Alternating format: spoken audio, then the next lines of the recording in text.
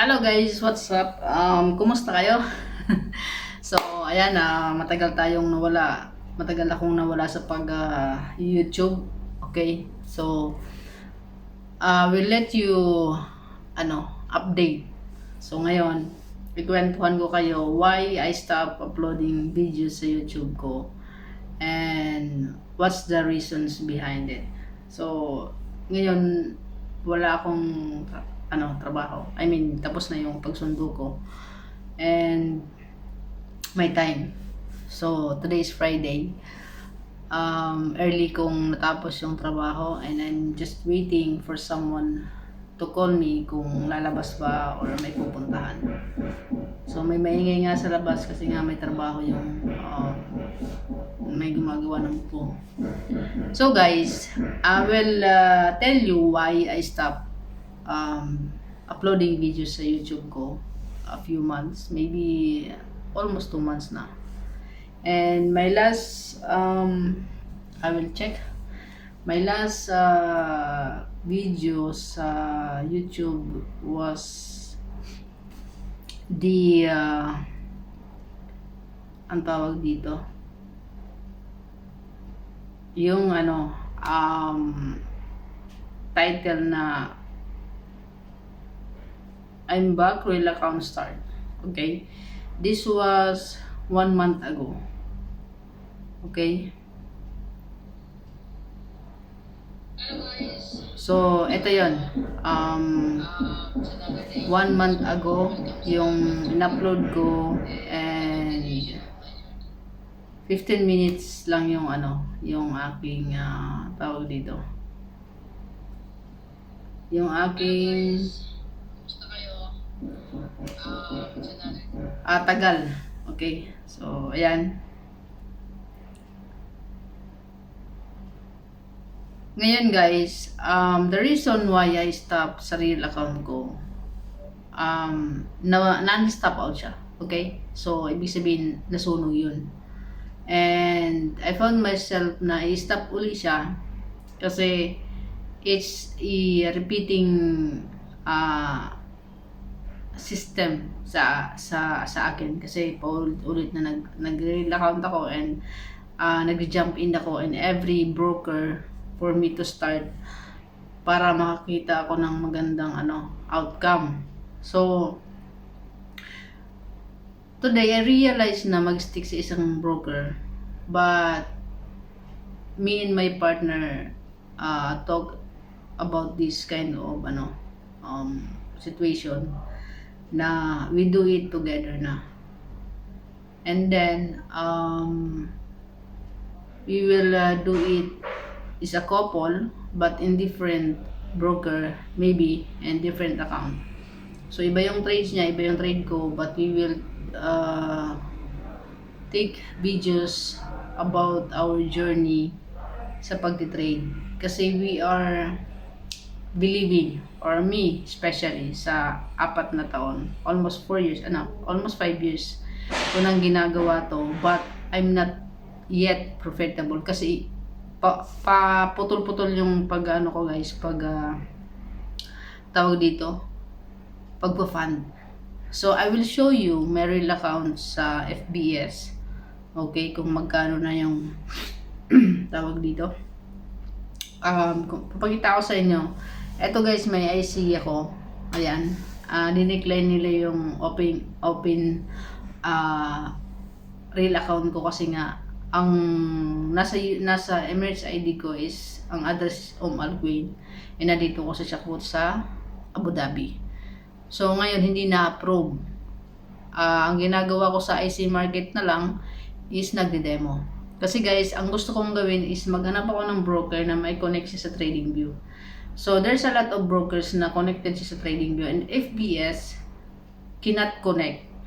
But still you can use some features galing sa TradingView. Okay? Kasi yung setup nila sa kanilang mobile app using TradingView ang chart. So ngayon, I will show you one of the reason kung bakit nag-stop ako kasi I spend how many amount na or sa pag-real account. And I'm a little bit, syempre, nahiya din ako kasi, alam mo yun, I'm taking videos na but in demo. But now I decided na ipakita sa inyo yung real account mismo na trade ko using compounding lang. Kasi nahihirapan akong mag-fund ng malaki. Kasi meron akong mga budgeting. Ngayon na we are starting na mag-budget for the trading every month na ibalagay siya ubos na siya o hindi pa, o nasunog ba siya o hindi pa, maglalagay kami ng money. So we will talk about it by next month, pagkita namin ng partner ko. And then today I will show you my real account sa FBS, kung magkano yung niya, kailan ako nag-start sa FBS. Okay, so kung magkano yung nagastos ko. Okay, I'm now using a demo account. Ayan, makikita nyo guys, this is a demo account sa FBS. Nagbablurred kasi siya. Ayan, makikita nyo, FBS yan, demo account, nasa taas ng kita, basa nyo naman. Ayan, layo ko lang konti. Ayan, nag-fund ako dito ng $100 lang para sa backtesting. Okay, kasi pwede kang mag-fund dito ng 100,000, 900,000, 500,000, it depends on you. But for me, I'm starting a $100 account para sa backtesting dito sa demo account. So ayan, kung makikita nyo, it's been a week na to, pero nasa 124 pa lang. At ngayon, papakita ko sa inyo guys yung real account ko. Okay, so this is demo account, makikita nyo sa taas, that's a demo account. Now papakita ko sa inyo. Ayan o, makikita nyo. Ito yung change natin. Kung makikita nyo guys, yung nasa taas, that's my real account. Okay, primary account yan. This is the demo. Yan ang gumagalaw. Ito yung real account ko. So, naka-standard account ako. Okay, mag-change account tayo. Ayan, change account. And I will let you see na that's my real account. Here's my name. Okay, yan yung pangalan ko. Ay, baliktad guys, kasi siyempre sa camera yan. Okay, hindi tayo tawag dito. Meron dyan yung naka-mirroring tayo, so baliktad. So ngayon, papakita ko sa inyo yung trade ko inside, kasi nakikita man dito yung close and the funds na ginawa ko. Hala. So ayan guys, I'm back. Ayun, nakita nyo naman, pumasok yung anak ng amo ko. May inutos. So, yun yung isa sa problema ko na kasi pag once na nag-a-analyze ako ng chart and may oras ako para sa pag-trade, naistorbo ko. So, hindi ako makagawa ng video. So, ang lahat ng pinapakita ko sa inyo na video lang pag nasa car ako, nasa labas. Okay? So, ngayon, I let you see sa mga fund na ginawa ko. There's some rejection sa pag-funds. Okay? Using I'll start kung kailan ako nag-open at kung kailan ako nag-fund. So, by January 16, 2025, ngayong year, ayan, makikita nyo. Dito sa baba, pinakababa. Ayan. Nag-deposit ako dyan. So, lang. Pag naka-green guys, ibig sabihin, naka-deposit yan. So, nagamit ko yan. Ayan. Hindi na-reject. So, ngayon, I will total Kailan ba to? January 16 ako nag-start. Okay? That's the time na nag-upload ako ng video na I will, nag-start na ako sa trading account na real account. So, nag-stop ako. Meron pa ako ditong deposit by May 7. Ayan, May 7. Ngayong month. Okay, nag-try pa ako. Okay, ng $30. So, sa taas, makikita nyo guys, kanina, demo, diba? Ngayon, naka-real account siya.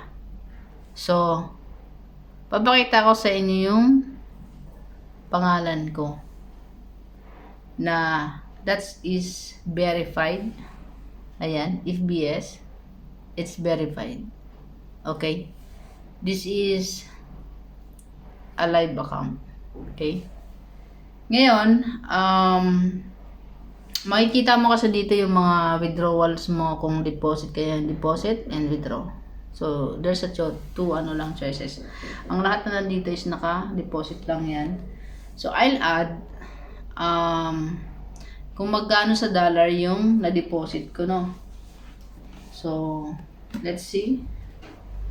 I'll give you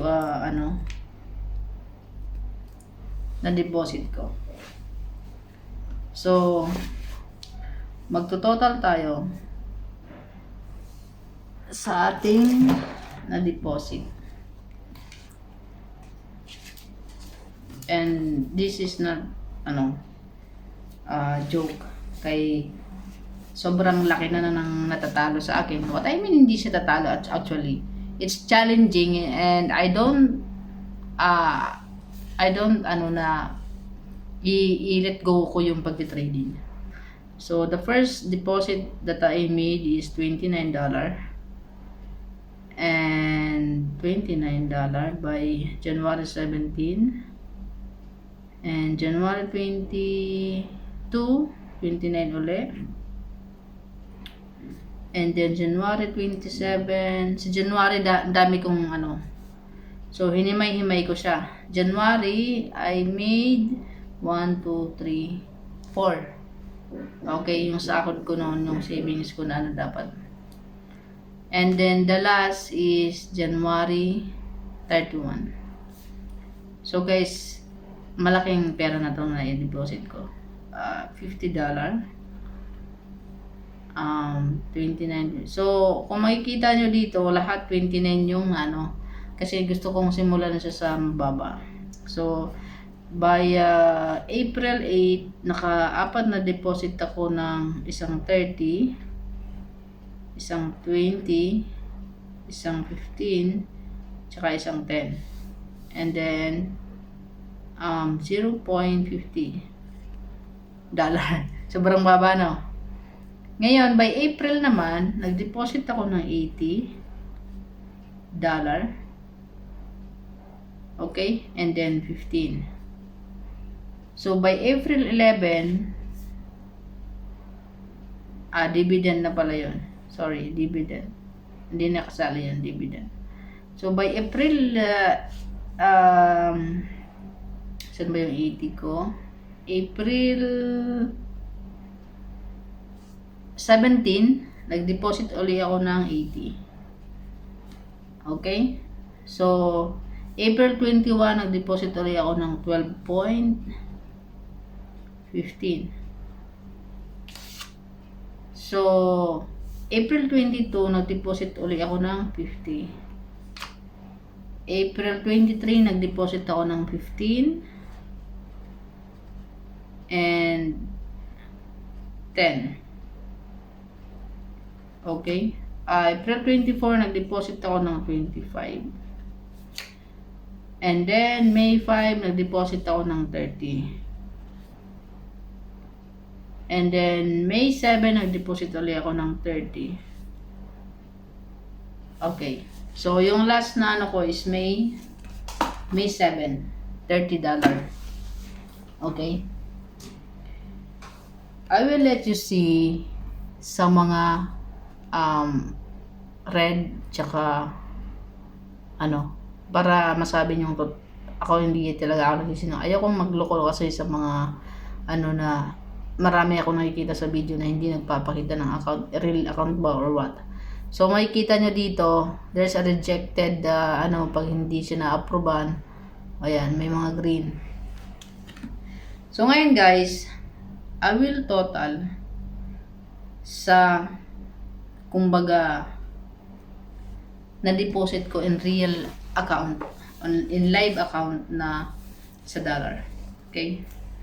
Kasi last sa 3 years ko, ang total na na-deposit ko is I think in peso, tinotal ko yun nasa 800, almost 800,000 na. Since na nag-trade ako ng live account since 2019. Okay? 19 or 20. Yung year na yan, nag-start ako mag-live account. Ang gamit ko pa nun guys is XM. Okay? Meron din ako account sa Life Finance. Okay? So until now it's open. Pero yung XM pina-close ko na.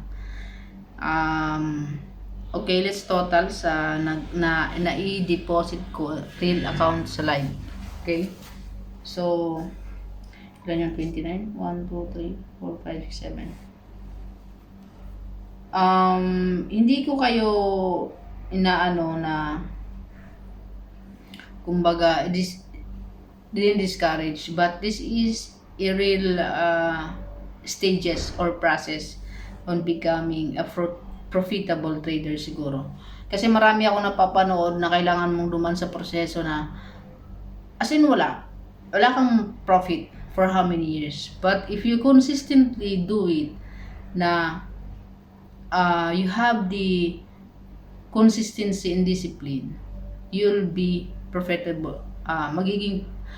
Kikita ka at the end of the day. Okay? So, yung mindset natin ang kailangan nating baguhin. Kumpara sa at kung anong dahilan mo bakit mo ginagawa yung trading. So, I have my reason, but the consistency and discipline, hindi ko siya magawa pa. And now, let's add, it's 50. 23 plus 50 plus 30.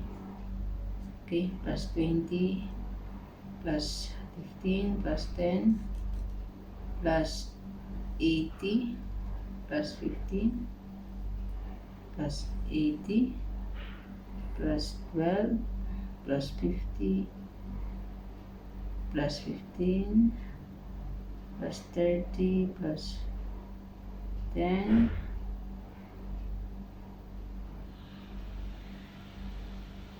plus 25 plus 30.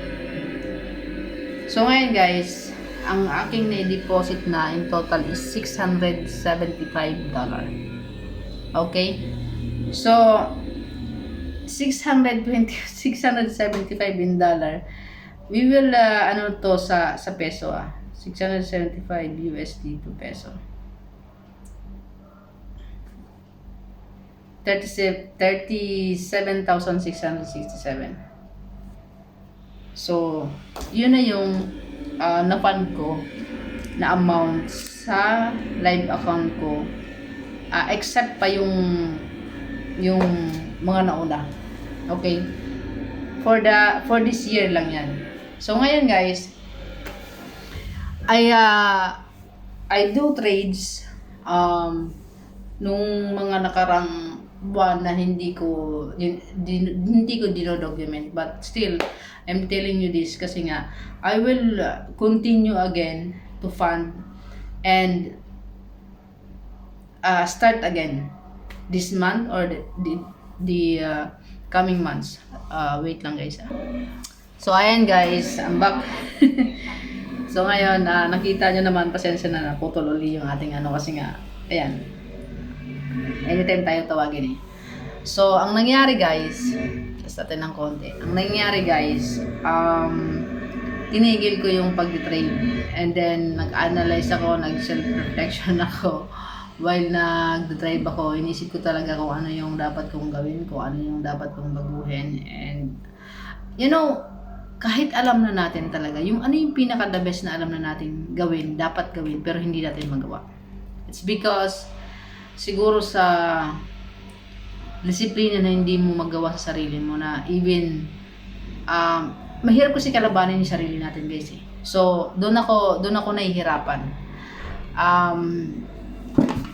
Sabi nga nila, yung pag-train madali lang. So, madali talaga siya. But ang problema lang guys, lipat natin dito. Kasi naka-selfie stick ako guys. Ayan. So, mahirap lang talaga maging consistent and discipline. Pinakamahirap yung disiplina. Kasi yung kalaban natin is yung sarili nating pag-iisip. So, ngayon, nag-trade ako ng demo. Kung nakita niyo yung demo na 100 plus, matagal na yon. And I noticed na yung disiplina ko, ang nagagawa ko naman pala siya. But the thing is the patience. Okay? And enough time para kumbaga madisiplina ko yung sarili ko not to interfere kung saan nag-analyze ako na dapat ito na yung gagawin ko and everything. But I'm emotionally affected pag nakikita ko nagre-red na yung aking alam mo na yung moving ng account ko. So ngayon, ang ginawa ko, kahit demo siya, pinapabayaan ko talaga na ma-take profit or ma-stop loss yung sinetap ko. And there's a moment na yung 100 na yan, nasa 24 na lang. I think 24 or 16. And then, I do my setup. I trade only 2 currencies. And then, pinabayaan ko lang siya. So, whatever, ma-stop loss man siya or whatever na mangyari, kaya kong mag-fund uli kasi demo lang naman siya. So, mag-add up lang ako ng fund sa demo. So, ngayon ang nangyari, na-take profit siya. So, napansin ko na I can be a swing trader, not a day trader. Kasi mahirap yung day trader kasi guys. Hindi siya mahirap, no? But the discipline is parang sobrang XC ng sobrang tight o sobrang lapit ng stop loss na nangyayari na na-hit agad.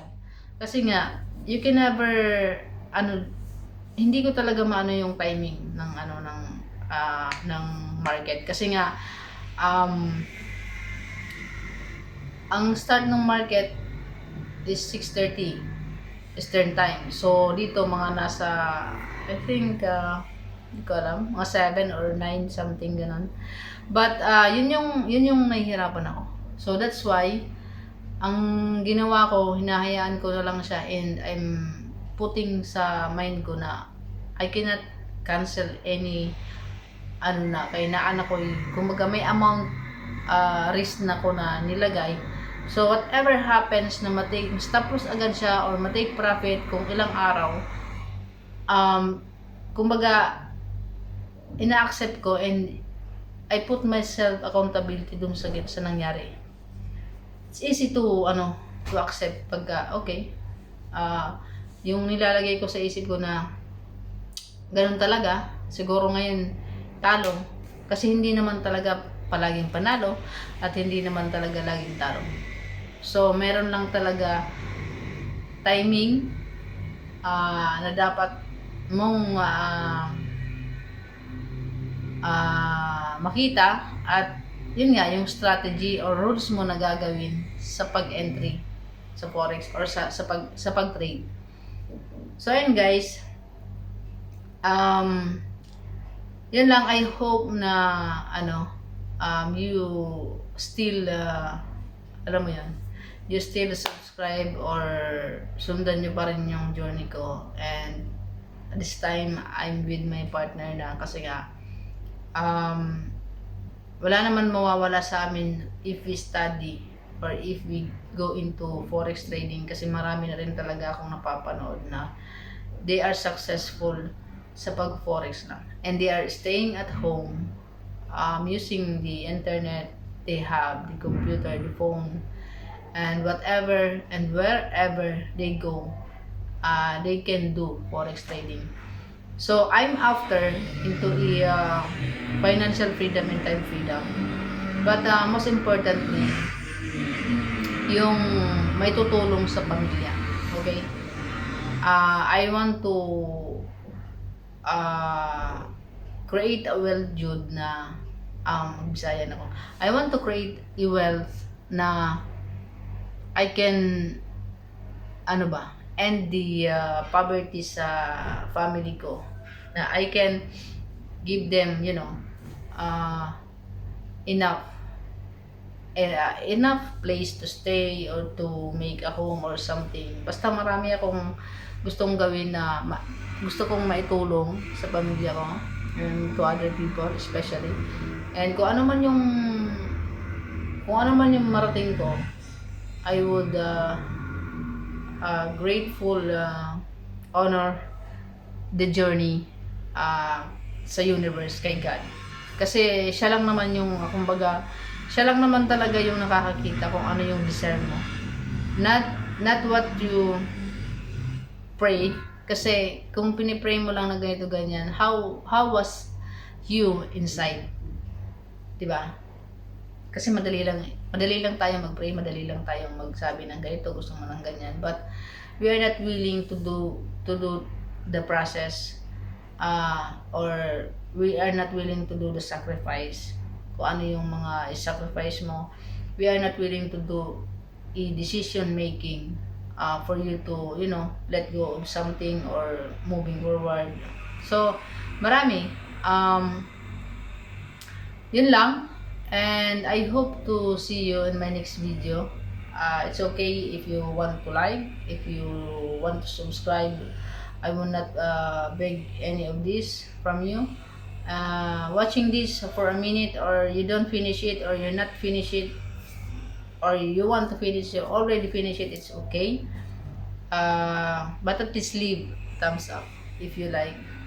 And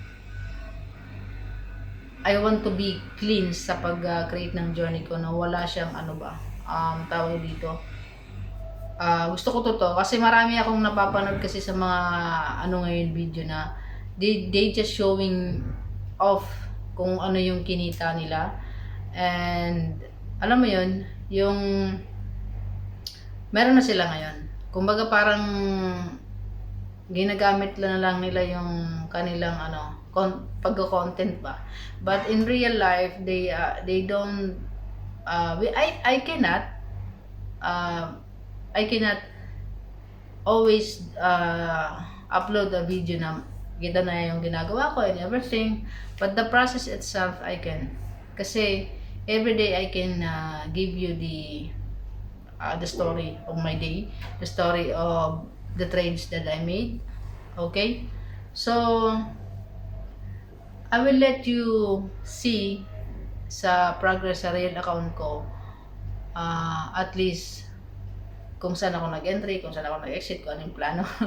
So whatever this journey brings at the end, I would be grateful kasi nga at least I start. So at least I did something. Kasi